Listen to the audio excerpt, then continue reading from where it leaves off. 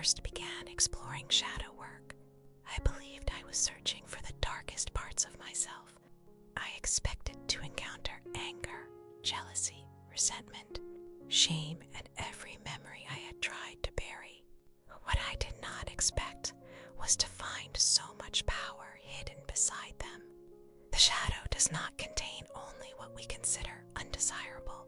It also holds the voice we silenced, the confidence we were taught to soften, the desires we feared would make us difficult to love, and the gifts we concealed when being visible no longer felt safe. It holds the parts of us that once reached towards the world and were told to be quieter, easier, smaller, or different. As a practicing witch, I do not approach the shadow as an enemy to defeat. I approach it as I would approach an unfamiliar spirit at the edge of the ritual circle, carefully, respectfully, and without assuming that everything it carries should immediately be trusted or feared. I listen before I act. I observe what arises, question what it is protecting, and remain conscious of my boundaries. Shadow work is not about allowing every hidden impulse to control us. It is about understanding what has been influencing us from beneath the surface so that we can begin making more conscious choices.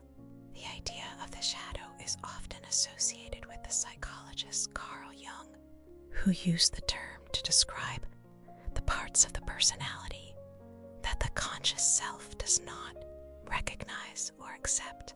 From a practicing witch's perspective, I understand the shadow as the inner territory where rejected emotions, needs, memories, instincts, and qualities continue to exist after we have pushed them beyond the boundaries of our accepted identity. Every person develops a version of themselves that feels safe to present to the world. This identity is shaped by what brought approval and what resulted in criticism, punishment, exclusion, or rejection. A child praised for being agreeable may learn to exile anger. A person taught that sensitivity is weakness may begin concealing grief. Someone punished for speaking honestly may become frightened of their own voice. A woman repeatedly told that confidence makes her intimidating may learn to disguise her power as uncertainty. The rejected quality does not disappear. It enters the shadow. From there, it can continue influencing decisions, relationships, and emotional reactions. Unacknowledged anger may emerge as resentment. A need for rest may become irritation towards people who allow themselves to slow down. Suppressed ambition may appear as harsh judgment towards those who openly pursue recognition. A person who was never permitted to have boundaries may feel inexplicably threatened by someone who says no without apologizing. The shadow speaks through patterns. It appears in what repeatedly unsettles us, what we strongly condemn, what we secretly envy, and what we fear others might discover about us. However, the shadow is not an evil presence living inside you. It is not proof that you are spiritually corrupted, dangerous, or failing. It is part of the human mind and the human experience. Witchcraft does not require us to pretend that we have risen above anger, fear, grief, jealousy, or desire. My practice asks me to become honest about what I carry and responsible for what I do with it. Shadow work is not an invitation to endlessly reopen painful memories. It is not a contest to discover who can endure the most emotional discomfort. It does not require you to forgive someone who harmed you, confront a person who is unsafe, or expose private experiences before you are ready. It is also not a justification for harmful behavior. Recognizing that an action came from a wounded or suppressed part of yourself can create understanding, but understanding does not remove responsibility. The purpose purpose is not to say, this is my shadow, so I cannot control it. The purpose is to say, I can now see what has been influencing me, and I can choose how I respond. Nor should shadow work be used to dismiss genuine intuition. Not every uncomfortable feeling is an irrational projection. Sometimes discomfort warns us that a boundary is being crossed. Sometimes anger is an appropriate response to mistreatment. Sometimes fear recognizes danger before the conscious mind has gathered all the evidence. The work is learning to ask deeper questions. Is this reaction connected to what is happening now? Or has the present moment touched an older wound? Is my intuition speaking clearly? Or is fear creating a familiar story? Is this person truly unsafe? Or are they expressing a quality I was forbidden to possess? We do not answer those questions through self-judgment. We answer them through observation, patience, and discernment. Much of the shadow is formed through relationship. We learn who we are allowed to be by observing how other people respond to us. Family expectations can teach us which emotions are acceptable. One household may forbid anger, while another treats tenderness as weakness. Some families value silence over honesty, loyalty over safety, or appearance over emotional truth. These rules may never be spoken directly, yet everyone in the household understands them. Culture and community also shape the shadow. Messages about gender, success, beauty, religion, sexuality, class, and respectability influence which qualities we display and which we conceal. We may inherit beliefs that existed long before us and continue following them without consciously choosing them. Relationships can deepen these patterns. If honesty repeatedly led to conflict, you may have learned to hide your needs.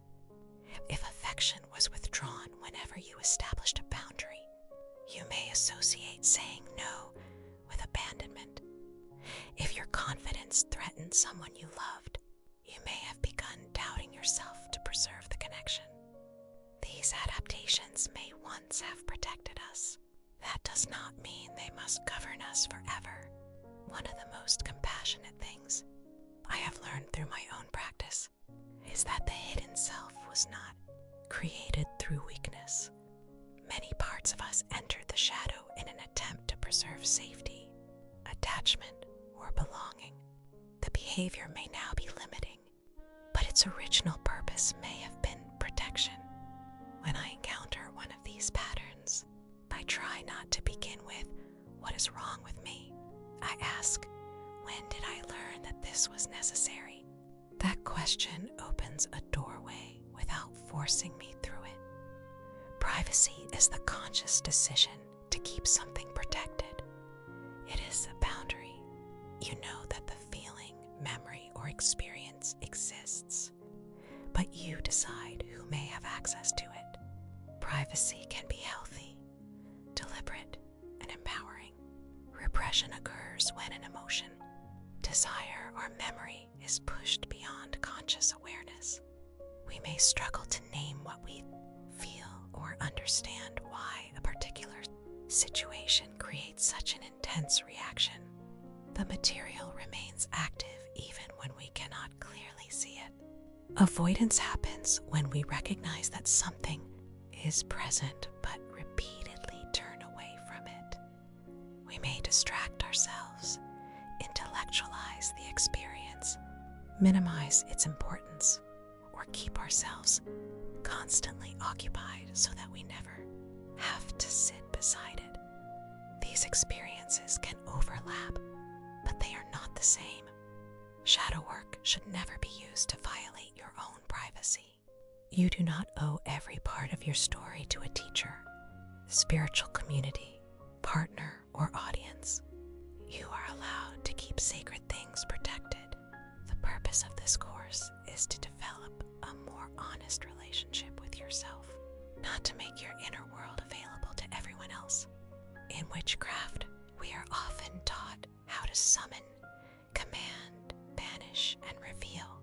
Shadow work requires a different kind of power. It asks us to remain present without demanding an immediate answer. Forcing the shadow rarely creates genuine integration. It can overwhelm the nervous system, distort spiritual experiences, and turn self-exploration into self-punishment. If a memory, emotion, or hidden part of the self is not ready to emerge, I do not believe it should be dragged into the light for the sake of completing an exercise. The shadow reveals itself through layers. One journal entry may uncover anger. Beneath that anger may be grief. Beneath the grief may be a need that was never acknowledged. Each layer deserves time. There have been moments in my own practice when closing the journal, extinguishing the candle, and returning to ordinary life was the most responsible form of magic available to me. Stopping is not failure. Resting is not resistance. Choosing not to continue when you feel overwhelmed is an act of sovereignty. The witch must remain the keeper of the threshold. Before beginning this work, decide what you are prepared to explore and what currently lies beyond your limits. You may choose not to work with a particular memory, relationship, or period of your life. You may decide that certain experiences should only be approached with professional support. Create a personal stopping signal. This could be a word spoken aloud, a bell rung 3 times, or a deliberate gesture such as placing both palms against the floor. The signal means that the practice is over. You do not need to justify the decision or push yourself further. Pay attention to your body throughout the work. Feeling thoughtful, emotional, or temporarily uncomfortable can be part of honest reflection. Feeling detached from your surroundings, unable to regulate your breathing, trapped within a memory, or emotionally unsafe is a sign to stop and seek appropriate support. Shadow work can accompany therapy, counseling, and other forms of care, but it should never be presented as a replacement for them. I do not begin shadow work with an unprotected, undefined ritual. Before opening the practice, I decide what I am inviting and what I am not. This does not require spirit contact. You do not need to summon an entity, invite an ancestor, or ask an unknown presence to reveal your hidden self. Your attention, intention, and willingness to reflect are enough. If you already work with a trusted deity, ancestor, or protective spirit, you may choose to ask for support. Be specific. Ask for protection, clarity, and the strength to recognize what is ready to be seen. Do not issue an open invitation to anything willing to answer. State your boundary aloud. Only that which supports my well-being and honest understanding may enter this space. Nothing is permitted to attach itself to me. Remain within this room or speak through fear. I decide what is revealed, how deeply I travel, and when this work is complete. Your authority within the ritual matters. The circle is not a prison holding danger outside. It is a boundary declaring where your will governs the work. Creating the shadow work space. Choose a place where you are unlikely to be interrupted. You may work at an altar, beside your bed, or at a table that can be cleared after each practice. The space does not need to appear elaborate. It needs to feel contained. Place a dark candle at the center to represent what has not yet been seen. Dark colors do not mean evil within this practice. They represent mystery, concealment, protection, and the fertile darkness from which understanding can emerge. Add a mirror to represent honest witnessing. During this first lesson, keep it covered with a cloth until the opening ritual.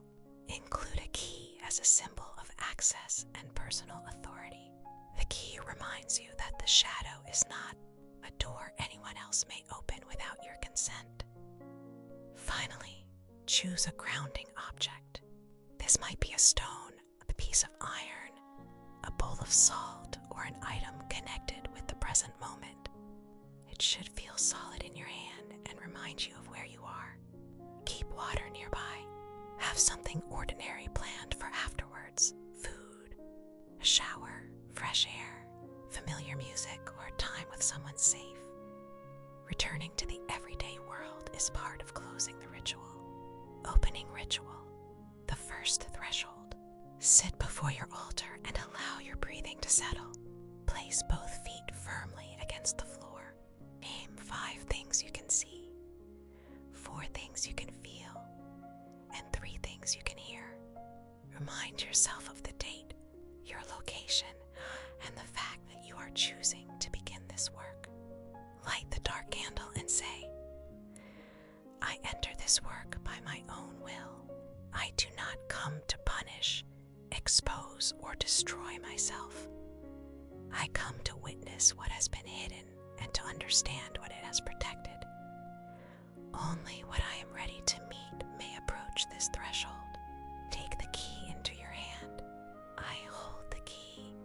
I decide what opens. I decide what remains closed. I decide when I return. Remove the cloth from the mirror, but do not search your reflection for signs or messages. Look at yourself as you are now. Notice any desire to criticize, correct, or look away. Let the reaction exist without following it. Say, what has been hidden is still part of me. What is part of me may be met with honesty. What I meet with honesty no longer needs to rule me unseen. Remain there for only a few minutes. This first ritual is an introduction, not an excavation. When you are ready, cover the mirror, place the key beside the candle, and extinguish the flame. Do not leave it burning after the practice. Say, this threshold is closed. Nothing remains invited. I return fully to myself, my body, my home, and the present moment. Touch your grounding object, drink some water, and leave the ritual space. If possible, wash your hands or step outside for fresh air. Journal practice. When you feel settled, write without trying to produce the correct answer. Which parts of myself did I learn were unacceptable? Consider which emotions were discouraged in your home, which qualities you conceal to remain liked, and which parts of yourself appear only when you feel completely safe. Think about the compliments that make you uncomfortable, the behavior you judge most strongly in others, and the dreams you dismiss. Before anyone else can reject them, you do not need to solve what you discovered today. Your task is to notice. The shadow does not need to be conquered. It needs to be brought into a relationship with the conscious self. This relationship begins when we stop entering the darkness as hunters and begin entering as witnesses. A witch who knows. Only her light knows. Only the self that the world permitted her to become. The hidden self holds the rest of the story. We will not tear that story open. We will learn how to sit at its threshold, hold the key, and listen for what is ready to